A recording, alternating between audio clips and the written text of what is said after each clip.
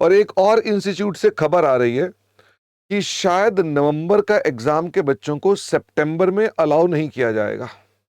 समझ में आई बात? अगर आपके एग्जाम नवंबर में है, मतलब इट्स नॉट श्योर शॉट्स, मैं आपको जो कह रहा हूं ये पक्की बात नहीं है, लेकिन जो मेरे पास इंस्टीट्यूट में जो जानकारी थी उनसे उन्होंने कहा है कि देयर इज अ प्रॉब्लम कि सितंबर में बहुत सारे चार्टर्ड अकाउंटेंट्स के ऑलरेडी ऑफिस के अंदर काम भी होते हैं, और साथ में छुट्टी बच्चे के पास अब अचानक कहां से मिलेगी, वो तो कल ही कहेंगे हमें छुट्टी पे जाना है, एग्जाम है सितंबर में। तो दे आर प्लानिंग कि नवंबर के स्टूडेंट्स को प्रीपोन नहीं करने देंगे वो।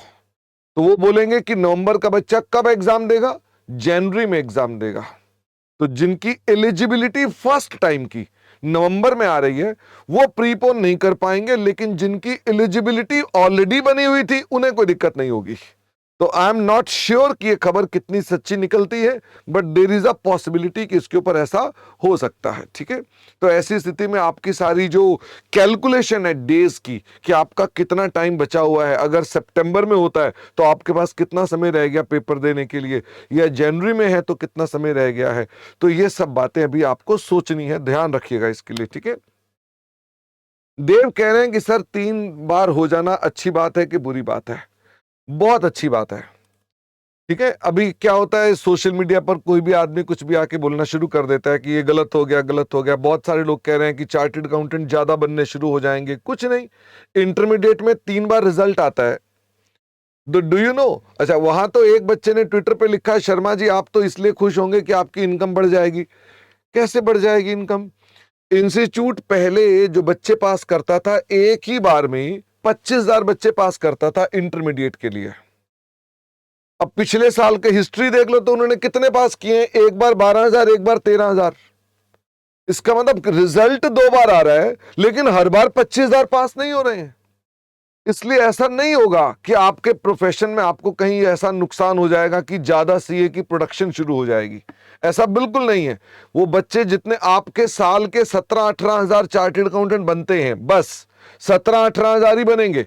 But now the student will have the option कि मैं अपने पास एग्जाम 3 बार में अगर लिख रहा हूं तो देयर इज अ पॉसिबिलिटी उन स्टूडेंट के लिए। मैं ऐसे बहुत सारे बच्चों को जानता हूं, उनमें से एक स्टूडेंट का मैं नाम नहीं लेता, लेकिन मैं उसको कई बार फोन करता हूं, मेरा फोन उसने ब्लॉक कर रखा है।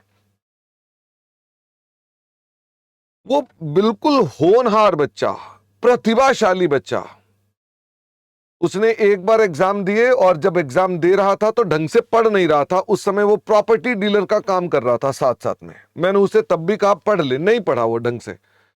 उसके जब पास हुआ तो 7-8 नंबर, फेल हुआ तो 7-8 नंबर से फेल हुआ, बस दोनों ग्रुप के अंदर, बाकी सारा हो गया था। उसने अगली बार एग्जाम देने बंद कर दिए, कह रहा मैं 6 महीने वेट नहीं कर सकता, आई कांट वेट 6 मंथ्स।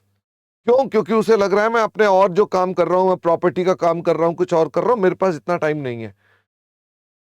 मेरे को लगता है कि एटलीस्ट उन जैसे स्टूडेंट्स के लिए जिनको टाइम मिल जाएगा तो ये बहुत अच्छी बात आती है, क्योंकि स्टूडेंट कई बार फेल हो जाता है।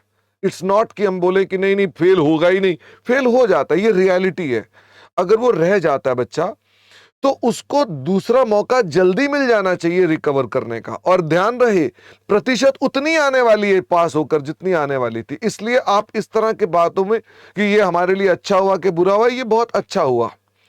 ठीक है, हाँ आपकी प्लानिंग के अंदर थोड़ा सा चैलेंज आ गया। This can be one short term problem, short term not the long term. तो आपको इसमें कोई अदरवाइज चैलेंजिंग नहीं होना चाहिए। बट ठीक है, अब इसके अंदर लाइफ है। अगर मान लीजिए आपको अपने पास लग गए, उसके अंदर नवंबर का एग्जाम इन्होंने मान लो आपका जनवरी में शिफ्ट कर दिया, तो आपका थोड़ा 2-2.5 महीने एक्स्ट्रा लग गए उसके अंदर। और अगर जल्दी कर दिया तो मे बी आपकी प्रिपरेशन उस तरह की नहीं होगी, तो आपके लिए अलग तरह का चैलेंज होगा। In both ways you people are going to face the challenge. या तो जल्दी होगा तो भी होगा, और अगर बाद में, लेकिन ओनली फॉर वंस। उसके बाद आगे आपके जो बाद वाले स्टूडेंट हैं उनको कोई चैलेंज नहीं होगा। तो इसलिए इस भ्रम से बाहर आए कि इससे ज्यादा सीए प्रोड्यूस हो जाएंगे तो हमारा प्रोफेशन खराब हो जाएगा, ऐसा नहीं है। ठीक है ना, I am number 1 to criticise the institute, but जो चीजें ठीक हैं अगर हम उन पर भी क्रिटिसाइज करते हैं तो फिर इसका मतलब हम लोगों ने ठान रखी है कि हम क्रिटिसाइज ही करेंगे, तो फिर मैं इस तरह का व्यक्ति नहीं हूं। मुझे लगता है जहां ठीक है वो ठीक बोलना चाहिए, जहां गलत है वो गलत बोलना चाहिए। आपके सामने गलतियां निकलती है तो हम गालियां भी देते हैं इंस्टीट्यूट को। उन्होंने मुझे पेनल्टी लगा दी थी तो मैंने तब से जय माता दी बोलना शुरू कर दिया। मैंने कहा चलो गाली नहीं देते तो भगवान का नाम ले लेते हैं। That's why I change it. Otherwise जय माता दी का मतलब यही है कि I was just earlier substituting something else about, अब मैंने जय माता दी बोलना शुरू कर दिया, ठीक है। वो एक पॉजिटिव चेंज किया मैंने अपने आप में।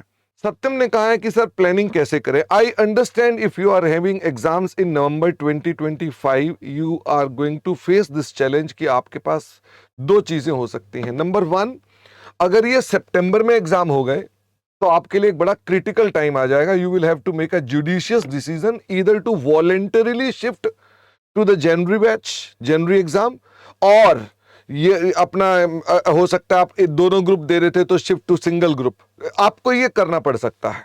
और अगर इंस्टीट्यूट ने आपको मैंडेटरी ही कर दिया कि जनवरी में जाना है, तो in that case you can make a small change. In case you are attempting only for one exam, you can go for both exams. आप ऐसे में बोथ ग्रुप को सोच सकते हो। और अगर आप बोथ के लिए ही नवंबर में टारगेट करके बैठे थे और जनवरी हो जाता है, तो इसे फिर से भगवान का प्रसाद मान लो कि रिवीजन का एक्स्ट्रा टाइम मिल गया। Continue with the same pattern, जैसे आप पढ़ रहे हैं, जो एक्स्ट्रा टाइम है उसे काउंट ही मत करो, और मान लो कि उस टाइम के अंदर आप एडिशनली और मॉक टेस्ट और बाकी सब प्रिपरेशन करोगे, that will give some edge to you. तो अपनी प्लानिंग में इतनी स्लाइट सी एक विंडो बनानी है।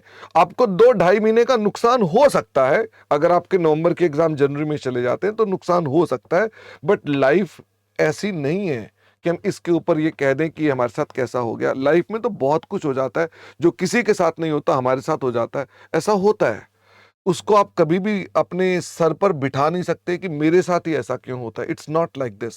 Life is very beautiful, enjoy करो उसको। और एंजॉयमेंट का मतलब ये नहीं कि घूमो फिरो, एंजॉय का मतलब है उसके उसके रंग देखो जो आपके साथ भगवान कर रहा है, और उसको एंजॉय करो। पॉजिटिव, खट्टा मीठा सब एंजॉय करो, ठीक है। Alia Praveen, chapter wise weightage institute आमतौर पे रिलीज बार बार करता है।